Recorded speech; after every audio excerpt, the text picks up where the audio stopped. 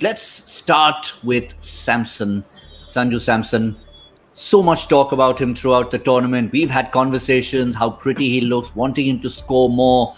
But they've had a problem at the top because while Samson's answered everyone and said, fine, you want me to score, stay longer, I'll stay longer. He's done it. He's picked up some scores for me. But what he hasn't had some help at the other end. Because Samson, obviously Butler while he was around, but nobody else is contributing. That's why they're where they are on the table. It's such a pity, isn't it? I mean, I hear you when you say we've spoken so often and we've said we want him to be a more consistent player. And I think he's kind of headed in that. He's certainly been so this time around. His runs are all sort of coming in the losing cause, but he's being left man alone whilst everybody else kind of,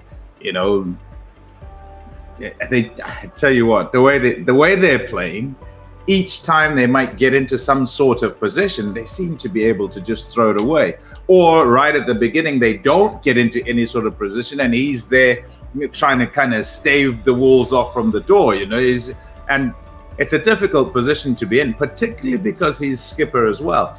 And I wonder if there's been a case for an inability to play freely, to take full responsibility that has then allowed him to have this sort of consistency. And I know that's terrible because in a side that's going badly, you want them to go well and you want him to express himself and you want him to be able to still retain some sort of consistency in terms of scoring runs. But in a cause that's going to get them to 180, not that's going to, rescue an innings and get them to 145, 150 and not be able to win a game.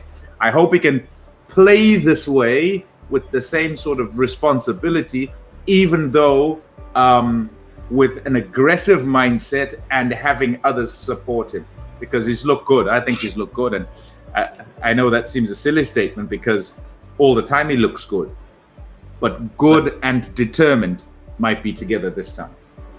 Yeah, well, it's interesting because often, Joy, they talk about, when we ask a captain that is the captaincy affecting your batting, and the first answer, which is not just an answer, is when you're batting, you shouldn't be thinking of captaincy. You're captaining basically on the field.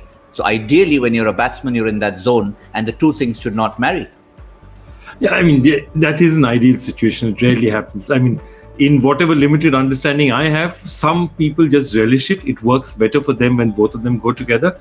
Some people just are distracted by captaincy and it hasn't worked for them. Sachin being a test case in point. I mean, he's very good, but just captaincy and Jacques Kallis, another great player, but he didn't want to be captain. And so I think it depends from player to player. Interestingly, today I was just thinking about looking at the Rajasthan batting order and saying they might just have, if they had the choice of winning the toss, they might have batted first as well.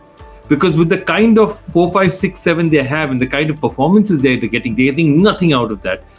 Their ability to chase is much, I think they're much, much happier putting runs on the board and then try to, because I think they trust their bowling more than they trust their batting. So, even if they had won that toss, I wouldn't have been at all surprised if, he would have taken exactly the decision that, okay, I'm going to bat, you guys bowl.